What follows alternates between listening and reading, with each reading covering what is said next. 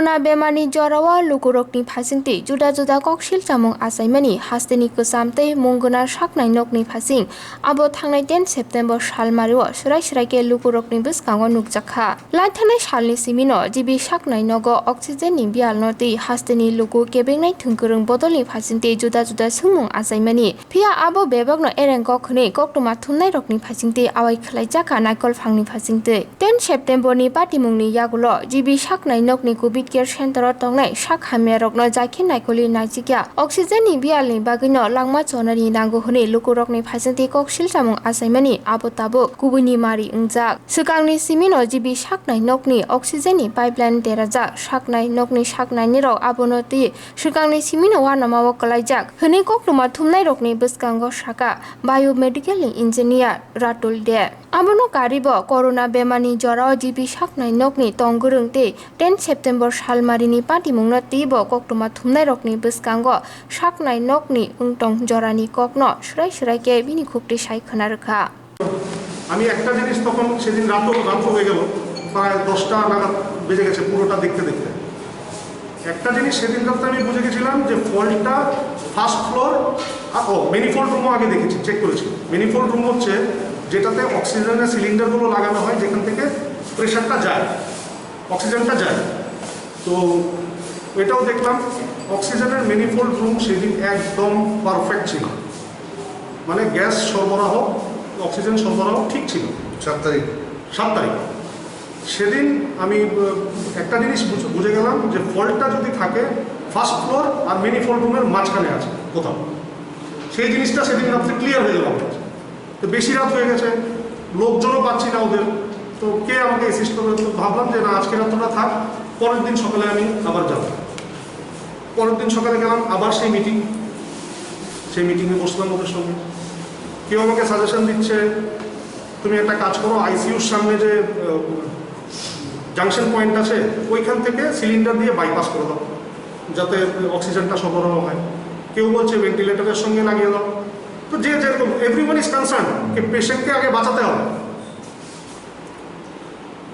তো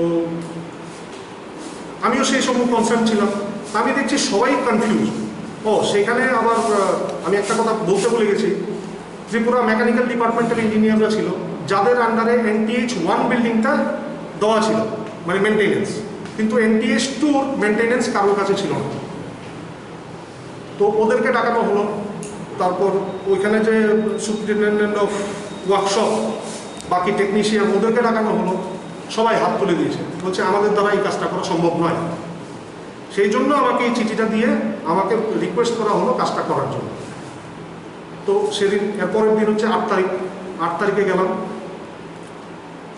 8 তারিখ বোধহয় শনিবার ছিল বোধহয় সেদিন মেবি তো সেদিন গেলাম তারপর সবার সাজেশন শুনে আমি বললাম স্যার আমাকে 2 ঘন্টা টাইম দিন আমি মোটামুটি ফল্টটা কোথায় আছে আমি পেয়ে গেছি এবার শুধু আমার ওই জায়গাতে একটু দেখে করতে হবে কারণ সিলিন্ডার তুলতেও টাইম লাগবে ওইখানে বাইপাস করে আবার কেটে লাগিয়ে মানে it will take little bit of more time consuming process আর আমি যদি ঠিক জায়গায় ফল্টটা পেয়ে যাই তাহলে আমি এটা তাড়াতাড়ি ঠিক করে নিতে পারবো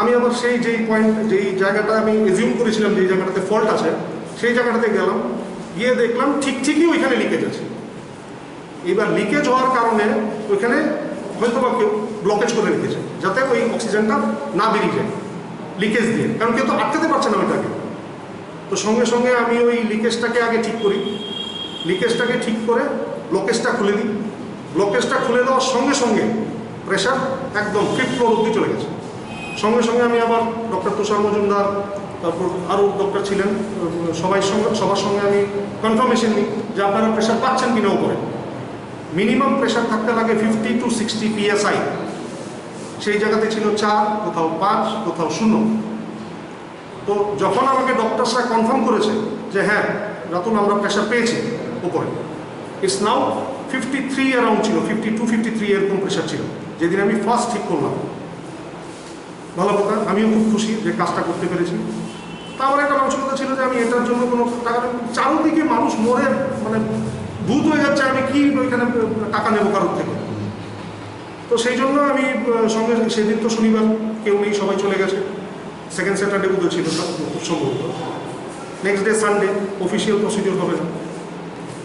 মানডেতে আমি চিঠি লিখে কি প্রসেস হয়েছে সেটা আমি জানিয়েছি, সেই চিঠির কপিও আপনাদেরকে দিয়েছি, রিসিপ্ট নিয়েছি, প্লাস ওইখানে ডিক্লারেশন দিয়ে লিখে দিয়েছি this work has been done free of cost. সঙ্গে এই অক্সিজেনটা মেনটেন করতে হলে বা ভালো অক্সিজেন সাপ্লাই আরও তো ওই জয়ন্তী বিল্ডিংয়ে ওরা করছেন, কি কি সাজেশনগুলোও দিয়ে দিয়েছি ওদের। ডক্টরসরা সবাই অ্যাপ্রিসিয়েট করেছে, হাততালি দিয়েছে, থ্যাংক ইউ বলেছে। আমিও খুব খুশি খুশি বাড়ি চলে এসেছি যে যাক কাজটা হয়ে গেল, অক্সিজেন পৌঁছাচ্ছে, মানুষ নিশ্চিন্তে এখন থাকতে পারে। আমাকে বলা হলো সেদিন আমাদের যেহেতু কোনো এটার এক্সপার্টাইজের লোক নেই, তো তোমাকে যদি আমরা মাঝে মধ্যে ডাকি, যদি কোনো প্রবলেম হয় তুমি আসবে তো? আমি বললাম হ্যাঁ স্যার, এখন যদি আসতে পারি, আগে যদি এসেছি, আর এখন তো আমার মানে এটা তো আমার সৌভাগ্য যে আমি আপনাদের সঙ্গে কোভিড ওয়ারিয়ার ফাইট করছি আপনাদের সঙ্গে, এটা আমার সৌভাগ্য। এই সৌভাগ্য সবাই পায় না। আপনি যখন ডাকবেন, আপনারা যখন ডাকবেন আমি আসবো। তো আমিও খুশি বাড়িতে। তো টাইম টু টাইম আমাকে বলছে তুমি একটু ট্র্যাকিং করো, এগুলো সব বারবার ট্র্যাকিং করো। ঠিক আছে, আমি ট্র্যাকিং করলাম যে ঠিক আছে কিনা প্রেশার, ওইখান থেকে ঠিক হচ্ছে কিনা প্রেশার সব। তারপর ঘটনা হচ্ছে গত পরশু দিন রাত্রে, তাই তো দিন রাত্রে তখন অ্যারাউন্ড 12:30 পৌনে 1টা বাজে, আমি খেয়ে দিয়ে জাস্ট ঘুমোতে যাব, দেখি ডক্টর কনক চৌধুরীর ফোন। এত রাতে ডক্টর কনক চৌধুরীর ফোনটা তুললাম, উনি হাঁপাচ্ছে, বলছে রাতুল তুমি কোথায়? আমি বলছি স্যার আমি তো বাড়িতে আছি। বলছি তুমি তাড়াতাড়ি জিবিতে আসো, নাইলে সব পেশেন্টের কিন্তু অবস্থা খারাপ হয়ে যাবে। আমি বললাম স্যার কী হয়েছে বলবেন তো? বলছে কোনো অক্সিজেন নেই। আমি বলছি সব ঠিক ছিল, অক্সিজেন নেই মানে? বুঝতে পারলাম না। আর এরপরে উনি, আমি বললাম বলছে রাজেশ চৌধুরী, তখন বোধহয় ডিউটিতে ডক্টর রাজেশ চৌধুরীর টিম ছিল। রাজেশ চৌধুরী আমাকে ফোন করেছে, কোনো কিছু নাই তুমি আসো, আমিও জিবিতে আসছি। ডক্টর কনক চৌধুরী বলল আমি কাউকে ফোনে পাচ্ছি না, তোমাকে ছাড়া হবে না, তুমি আসো। ফোনটা রাখতে রাখতে ডক্টর রাজেশ চৌধুরীর ফোন নাম্বারটা আমার হোয়াটসঅ্যাপে দিলেন, সঙ্গে লিখলেন call him, please help the patients, please help Rajesh and patients. হোয়াটসঅ্যাপে লিখেছেন আমাকে। আমি উঠে ড্রেস করব এরকম সময় আমাদের এমএলএ সাহেব শ্রী সুদীপ রায় বর্মনের ফোন এলো। স্যার বললেন তুমি কোথায় আছো বাবা?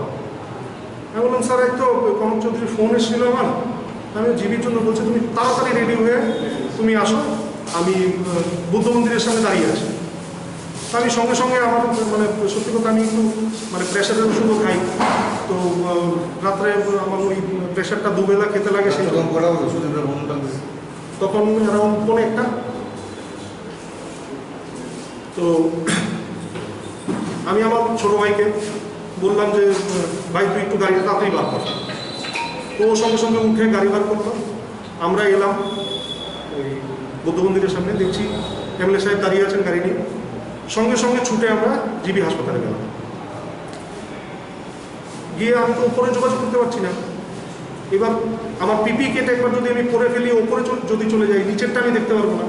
তাই আমি সঙ্গে সঙ্গে ঢুকে আগে ম্যানিফোল্ড রুমটা চেক করলাম, যেহেতু আমি আগে এই কাজটা করেছি। ম্যানিফোল্ড রুমটা চেক করলাম, চেক করে সেদিন দেখলাম যে ইলেকট্রনিক মিটার একটা আছে, যেটাতে 4.5 বার 4 বার এরকম দেখায়, মিটারটা খারাপ। আমি বললাম ও ঢুকে দেখি কোনো অপারেটারই নেই। এটা মতো ভিডিও ফুটেজ আপনাদের কাছেও আছে, কোনো অপারেটর এখানে নেই। এইবার পরে জানতে পারলাম অপারেটররা ওইখানে রাত্রে যে নাইট ডিউটি দেয়, ওরা হচ্ছে কেরিং পার্সন, মানে যারা সিলিন্ডার ক্যারি করে। এবার কেরিং পার্সনের ডিউটি হচ্ছে যদি ওপরে সিলিন্ডার লাগে সেটাও দিয়ে আসতে হবে, এখানে অক্সিজেনটাও মেনটেন করতে হবে। তো এটার মধ্যে একটা হচপচ লেগে যায়, পরে জানতে পেরেছি। তো আমি প্রথমে চেক করলাম, একটা ম্যানুয়াল মিটার আছে যেটাতে বারটা বোঝা যায়, ইলেকট্রনিকটা না দেখলেও ম্যানুয়াল মিটারটাতে বারটা বোঝা যায়। তা আমি দেখলাম যে অক্সিজেন সিলিন্ডারগুলো চলছে, বারটাও 4 বারে আছে, তাহলে উপরে প্রেশারটা যাবে না কেন? তো আমি আবার তো নিচে নেমে আসতে হবে, উপরে যেতে হবে, একা মানুষ আমি। লোকও পাচ্ছি না সামনে। আমি আস্তে হালকা বারটাকে একটু বাড়িয়ে যাতে টেস্ট করার জন্য যে অক্সিজেনটা উপরে যাচ্ছে কিনা, কারণ আমার প্রসেসটা জানা আছে অক্সিজেনটা উপরে যাচ্ছে কিনা। এইবার হালকা দিয়ে আমি বলছি যে অপারেটর আছে ওকে তাড়াতাড়ি আপনারা খুঁজে বার করুন, আমি উপরে যাচ্ছি। ডক্টর কনক চৌধুরী আমাকে হেল্প করলেন, অ্যাসিস্ট করলেন। In the mean time doctor Rajesh Chowdhury এলেন। ডক্টর কনক চৌধুরী আমাকে পিপি কিট দিলেন ওনার থেকেই, উনি আমাকে পরিয়ে দিলেন। পরিয়ে দেওয়ার সঙ্গে সঙ্গে আমি উপরে গেলাম। এবার গিয়ে তখন আমি দেখলাম যে ওইখানে কোনো ফ্লোরে 25, কোনো ফ্লোরে 30 হয়ে আছে। এবার যে উপর থেকে নিচের থেকে তখন আমি বুঝতে পারলাম যে না, ওই লিভারটাতেই হয়তো বা প্রেশারের কারণে ডিসপ্লেস হয়েছে, বা ওরা তো আর ট্রেন টেকনিশিয়ান না, ভুল হতে পারে। হ্যাঁ, সুইটটা তো হসপিটালে গেছি না, ওপরে যাই। ওপরে আমি পিপি কিট করে আমি একা গেছি। তো একা যেহেতু যাবো তো কেউ না কিছু বলে। তারপরে কনক চৌধুরী বলছে আমি সবাইকে ফোন করছি, কারোর ফোন আমি পাচ্ছি না। তো হয়তো বা ওদের হোয়াটসঅ্যাপ গ্রুপও একটা আছে, ওইটার মধ্যে উনি মেসেজ ছেড়ে কোনো রিপ্লাই নেই। তারপরে আমি উপরে উঠলাম, দেখলাম যে ঠিক প্রেশারটা আসছে। এবার আমি সঙ্গে সঙ্গে আবার ফোন করলাম নিচে। আমি সেই অপারেটার এসছে কিনা, বলছে হ্যাঁ হ্যাঁ এসছে, অপারেটার এসছে। আমি বলছি ওকে ফোনটা দিই। তো সঙ্গে সঙ্গে ওকে ফোনটা দেওয়া হবে। আমি তখন ওকে বললাম তুমি আস্তে আস্তে বাড়াও লিভারটাকে। তো আস্তে আস্তে বাড়াবো, তখন গিয়ে প্রেশারটা 55 গিয়ে দাঁড়াবো। যখন 50 ক্রস করলো আমি বলছি স্টপ, ওইখানে স্টপ করে দাও, আর বাড়াবে না। আমি পিপি হ্যাঁ মানে মানে আমি ঠিক করেছি যে প্রায় মোটামুটি ধরুন 1:30 বা 1:40 নাগাদ মোটামুটি আমি করে ফেলি। মানে উপরে গিয়ে তো আমার কাজটা ছিল শুধু মিটারটা দেখা, প্রায় 1 ঘন্টা লাগবে। 1 ঘন্টা। আচ্ছা, আর মাঝখানে একটা প্রশ্ন করি, শুধুই বলবো মানে এমএলএ সাহেব কীভাবে খবর পেলো যে এই অবস্থা? ডক্টর কনক চৌধুরী ফোন করছে। কনক চৌধুরী তো আপনাকে ফোন করেছে, আমার শুধু ফোন করলো কেন? সেটা আমি কিন্তু ওনার বক্তব্য, কারণ কাউকে পাচ্ছিলেন না। আমাদের মতো না যে শুধুই বলবো মেশিনে যে ঠিক করতে পারবে, ওনার তো সেই অভিজ্ঞতা নেই। না, তাহলে ওনাকে ফোন করার কারণটা কি? সেটা তো আমি বলতে পারবো না। আপনি জিজ্ঞেস করেন যে আপনি শুধু আমি কেন জিজ্ঞেস করতে যাবো? আমার কাজ হচ্ছে মেশিন ঠিক করা। আমি কি ওনাদেরকে প্রশ্ন করতে যাবো যে আপনি কেন এমএলএ সাহেবকে ফোন করবেন? এটা কি আমার ইখতিয়ারে আছে? কথা জিজ্ঞেস কারণ জানতে পারেন না, সেটা আমার কাছে কোনো উত্তর নেই। কারণ আমার কাজ হচ্ছে, আমরা যতটুকু জানি যে তুষার অর্ডার নির্বাচনে এই ব্যাপারটা করে কাজ করছে। কিসের তুষার? এই যে আপনি যে বললেন, প্রথমেই বললেন যে তুষার। না না, এখন তো আমার ব্যাপারে বলছে আমি নাকি অবৈধভাবে ঢুকেছি পারমিশন ছাড়া। তারপর কাগজ ছিল, আমার তো কাগজ ছিল। আমাকে তোমরা বারবারই বলেছে যখনই প্রয়োজন মনে করবেন আপনি আসবেন। প্লাস কনক চৌধুরী আমাকে ফোন করেছে, কনক চৌধুরী আমাকে হোয়াটসঅ্যাপ করে রাজেশ চৌধুরীর নাম্বার দিয়েছে, please help the patients, please help Rajesh. তো সেই কথাগুলো কি আমি মিথ্যা কথা বলছি তাহলে? আপনি সেই কথা বলছেন না। আচ্ছা, আপনি বলুন। হ্যাঁ, আচ্ছা, আপনার বক্তব্যটা এবার আমি আপনাদের ভুল ত্রুটি আমার উপরে চাপাবেন না। আমার কাছে যথেষ্ট গ্রুপ আছে, আপনারা কমিশন বসান, ধরা বলে আমাকে অ্যারেস্ট করুন, যা খুশি করুন, কিন্তু মিথ্যা বার্তা পাবলিক মানে জনসাধারণের কাছে দেবেন না। জনসাধারণ এটা সহ্য করবে না, কিন্তু জনসাধারণ সহ্য করবে না। সোশ্যাল মিডিয়াতে কয়েকটা পিকচার বেরিয়েছে, মানে ওই 000 মানে সবগুলো, এটা কি ছিল 00? সেটা তদন্ত কমিটির সময় বেরিয়ে যাবে কোন গ্রুপে এই ছবিগুলো গেছিল, কেন গেছিল, কোন সময় গেছিল, আর তারা রিপ্লাই করেনি। এটা কি ছিল এখানে 00 ব্যাপারটা? ইয়েস, 00 হলে তো অক্সিজেন পাচ্ছি না। যেই ছেলেটা ছিল ও ওই লিভারটাকে ম্যানেজ করতে পারেনি। অক্সিজেনের প্রেশার কমে গেলে ওইখানে ওপর থেকে যত ওপরে উঠবে প্রেশার আরো বেশি কমতে থাকবে। এটা একটা কথা হচ্ছে, তাহলে 00 থাকলে তো মানে নেই, ছিল না। বাচ্চারা যারা লাগানো ছিল তারা ছিল না অক্সিজেন ওখানে। আমি দায়িত্ব নিয়ে বলতে পারছি ছিল না অক্সিজেন। 7 তারিখ 7 আগস্ট 7 আগস্ট তো কোনোখানে 0, কোনোখানে 5, 4 এরকম ছিল। কিন্তু এমপি সাহেব বললেন যে 7 আগস্ট ছিল, চ্যালেঞ্জ দিয়ে বলেছে 7 আগস্ট অক্সিজেন ছিল। আর সরি 7 আগস্ট না সেপ্টেম্বর? হ্যাঁ, 7 সেপ্টেম্বর তো ছিল। 7 সেপ্টেম্বর ছিল। 7 সেপ্টেম্বরের কথা তো আমি বলিনি। না, ওই দিনের কথা বলছিল, ওই যে গত পরশুদিন ছিল না, ওপরে অক্সিজেন ছিল না। তাহলে 0 থাকলে তো তাহলে না এলে ডাক্তাররা পাগল না যে রাত্রে 1টার সময় ওরা হন্যহারা হয়ে একজন বাড়ি থেকে আসবে, যে ইনচার্জ মানে যে টিম লিডার ও হন্যহারা হয়ে ফোন করবে কনস্ট্যান্ট, ওরা পাগল না তো? এটা হয় কি, এটা মেনটেনেন্স করতে হয়, মানে একজন লোক এই জন্য ওইখানে সবসময় থাকতে লাগে যাতে এটা প্রেশারটাকে মেনটেন করতে পারে। হয়তো বা ওখানে ওই সিলিন্ডার টানতে গেল, প্রেশারে হয় কি অনেক সময় লিভার আপ ডাউন করে, আর মিটারটা বন্ধ ছিল, মিটারটা নাকি নষ্ট করে শুরু। যেদিন আমি প্রথমবার ঠিক করলাম সেদিন মিটার ঠিক ছিল, পরে এটাও দেখছি গিয়ে দেখলাম সেদিন নষ্ট। ওখানে যে থাকে ওই ঘরটার যে অবস্থা মানে তো আমি যখন দেখলাম যে প্রেশারটা অপটিমালে পৌঁছে গেছে 50 to 60, তো আমি সঙ্গে সঙ্গে নিচে নেমে এসেছি। নেমে এসে ওপরে পিপি কিট যেখানে খুলতে হয় সেখানে খুলে গ্রিন জোনে এসে তারপরে আমি নিচে নেমে এসেছি। নেমে এসে আমি এমএলএ সাহেবকে বললাম যে আপনি বাড়ি চলে যান, আমি কিছুক্ষণ থাকবো, কারণ আমার একটু দেখতে লাগবে যে ঠিকঠাক চলছে কিনা। তারপর যখন ইনফরমেশন এলো যে না, ডক্টররা যখন বললেন যে না এখন সব প্রেশার ঠিক আছে, তখন আমি বাড়ি চলে যাই। পরের দিন সকালে যখন এইসব শুনেছি, তবে আমি নাকি অবৈধভাবে ঢুকেছি, আমি নাকি চক্রান্ত করছি, তো রাত্র 1:30টার সময় কি আমার ড্রামা করার এখানে মানে কোনো দরকার ছিল এই কোভিড সিচুয়েশনে? এত নিকৃষ্ট মানের মানে চিন্তাধারা। আর আপনারা কি মানে ওনারা কি জানেন না যে ওনারা আমাকে রিকোয়েস্ট করে নিয়েছিলেন, রিকোয়েস্ট করেছিলেন যে যখন বিপদে পড়বো আমি যাতে যাই। তো দ্যাট মিনস মানে মানে যেখানে ফুলের বুকে দিয়ে দিতে হবে সেখানে আমাকে ইটের বিছানায় শুয়ে দিয়েছে। আমি আশ্চর্য। বাকিটা রাজ্যবাসী আছেন, রাজ্যবাসী চিন্তা করবেন যে কে মিথ্যা কথা বলছে আর কে সত্যি কথা বলছে। আর ওনারা যদি অপরাধী মনে করেন, অপরাধ যদি মানে ওনারা তো কি একটা কমিটি তৈরি করেছেন এটা ইয়ে করার জন্য, তদন্ত করার জন্য, বাকি যত প্রুফ আছে আমি কমিটির সামনেই দেবো সেটা। আর রাজ্যবাসীকে আমি এতটুকু বলতে চাই, এই কোভিড সিচুয়েশনে যখন আমি বিপদের সময় ছিলাম, সামনেও যদি কোনো বিপদ আসে আমি রাজ্যবাসীর জন্য নিশ্চয়ই দৌড়ে যাব, নিশ্চয়ই।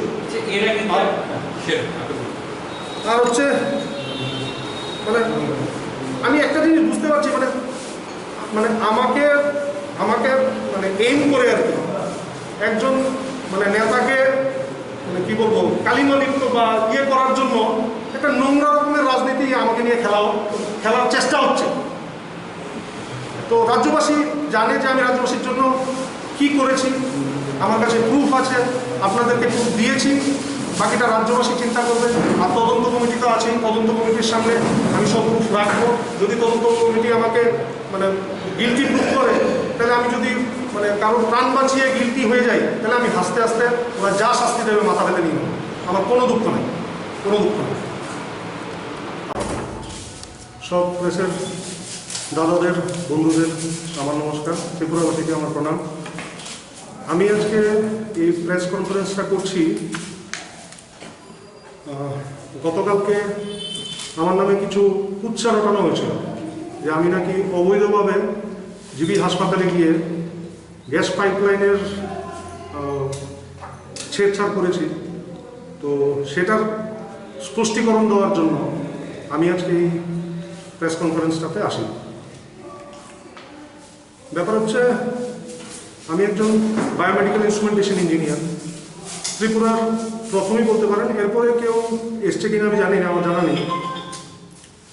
তো এই সুবাদে 2009-10 সাল থেকে প্রতিনিয়তই যখনই জিবিতে কোনো মানে ওই মেডিকেল ইকুইপমেন্টসের কোনো প্রবলেম, বড় ধরনের কোনো প্রবলেম হতো, তো জিবি কর্তৃপক্ষ বা অনেক হাসপাতাল ত্রিপুরার যখনই প্রবলেম হতো আমার কাছে আসতো বা আমাকে ফোন করতো বা আমাকে ডাকিয়ে নিত।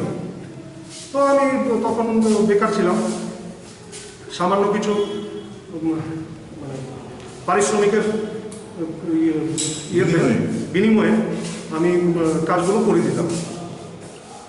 তো স্বাভাবিকভাবেই আমাদের এই কোভিড সিচুয়েশন এলো।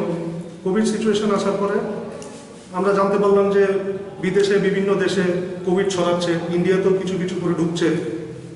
সেই সময়ে সব স্টেটই যেরকম প্রিপারেশন নিচ্ছে, আমাদের স্টেটও সেই প্রিপারেশনটা নিচ্ছিল।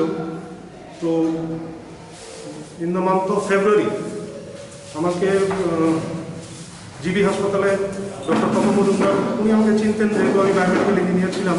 উনি অনেক রিসার্চ মেশিনারিজ নিয়ে কাজ করেন, রিসার্চ ওয়ার্ক নিয়ে কাজ করেন। তো এই মেশিনারিজের মেরামতো মাঝে মধ্যে আমি করতাম।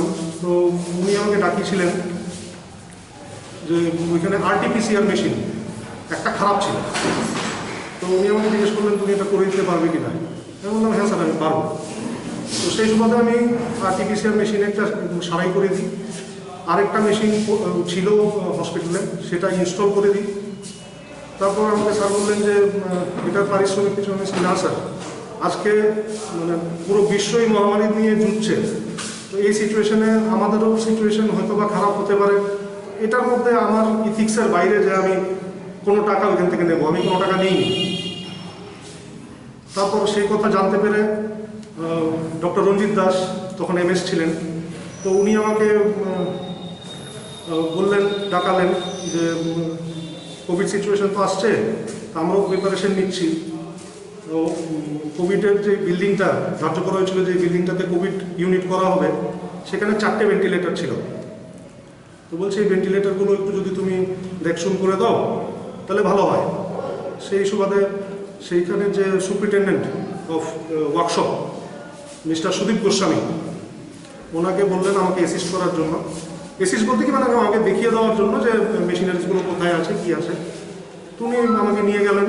তো আমি দেখে মেশিনগুলো অল্প কিছু ত্রুটি ছিল, সেগুলো আমি সারাই করে দিচ্ছি। সেটারও আমি কোনো পারিশ্রমিক নিইনি, কারণ আমি চাইছিলাম না, ঠিক আছে বিজনেস বা পয়সা কামানো সেগুলো তো থাকবে, কিন্তু আমি তো অত বড় লোক নয় বা আমার এত পয়সা নেই যে গভর্নমেন্টকে দান করবো কিছু। ভাবলাম যে এই কাজটা করে মানুষের, গভর্নমেন্টকে একটু সাহায্য করি এই কোভিড সিচুয়েশনে। সেই মানসিকতাটাই ছিল আমার। তো সেটাও আমি করে দিয়ে এলাম। তারপর তো কোভিড সিচুয়েশন এসে গেল, ধীরে ধীরে ইন্ডিয়াতেও বাড়তে শুরু করলো, ত্রিপুরাতেও বাড়তে শুরু করলো। হঠাৎ একদিন আগস্টের 6 তারিখে রাত্রেবেলা ডক্টর তুষার মজুমদার, যিনি আইসিইউ স্পেশালিস্ট, ওনার ফোন আসে আপনার কাছে।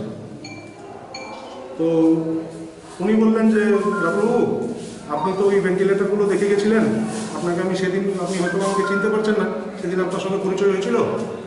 কালকে সকালে, মানে 7 তারিখ, আগস্ট 7 তারিখে, কালকে সকালে আপনি একটু আসবেন, আমাদের একটা হাই লেভেল মিটিং আছে, সেটাতে আপনার থাকতে হবে। আমি বললাম, আমি আপনাদের অফিসিয়ালও না, চাকরিও আমি করি না ওইখানে, বা আমি আধিকারিকও না, তাহলে হাই লেভেল মিটিংয়ে আমি কেন থাকবো? তো বললেন, না আপনার থাকতেই লাগবে, আপনি না থাকলে হবে না। ভালো কথা।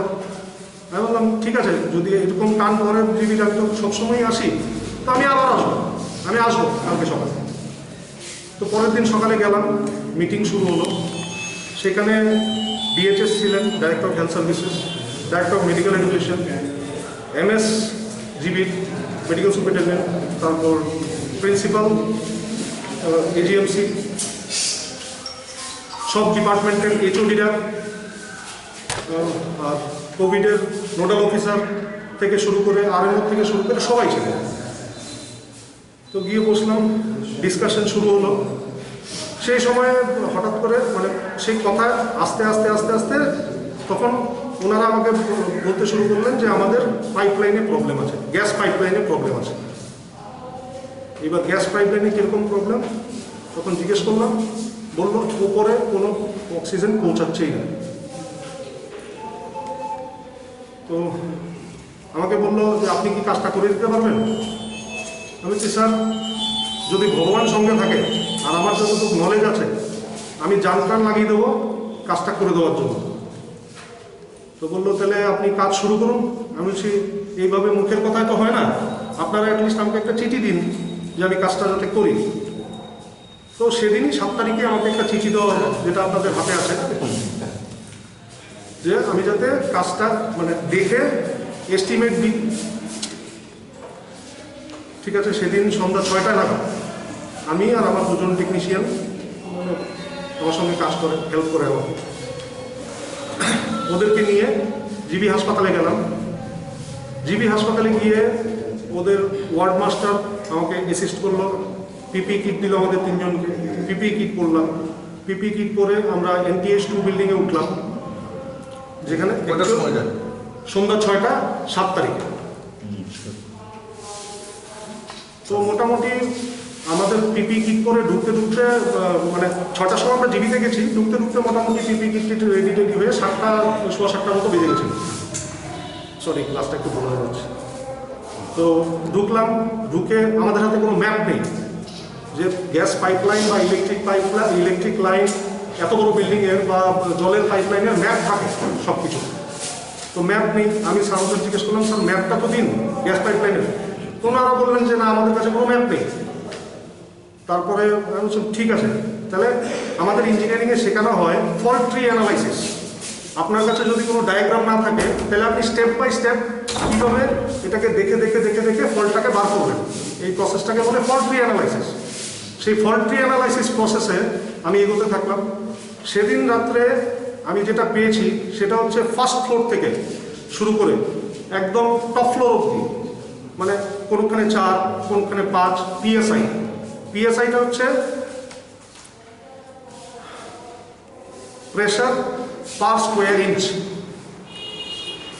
ঠিক আছে, অক্সিজেনের প্রেশারটা। কোনখানে 4 কোনখানে 5 কোনখানে 0 এরকম পেয়েছি ভেতরে ঢুকে করেছি আর কি বইয়ে, যে চকচক করলেই কিন্তু সব জিনিস শোনা হয়। All that glitters is not always gold. So রাজ্যবাসী যাতে এটা বোঝে।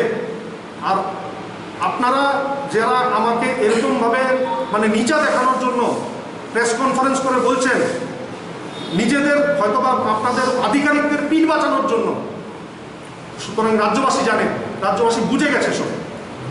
আর রাজ্যবাসীর কাছে এটাই শুধু বলবো যে আজকে পত্রিকায় দেখলাম সকালবেলা সাংবাদিক একজন খুব মার খেলেন, কেন উনি প্রতিবাদ করেছিলেন। তা আমি আজকে আমার প্রতি যে অন্যায়টা হয়েছে সেটার প্রতিবাদ জানাচ্ছি। আর আমি যাতে সেফ থাকি, আমার ফ্যামিলি যাতে সেফ থাকে, আপনারা দয়া করে আমাকে একটু হেল্প করবেন। আর কিছু বলতে চাই না। আপনাদের যদি কোনো প্রশ্ন থাকে আপনারা আমাকে জিজ্ঞেস করতে পারেন, আমি সেটার সঠিক উত্তর দেবো।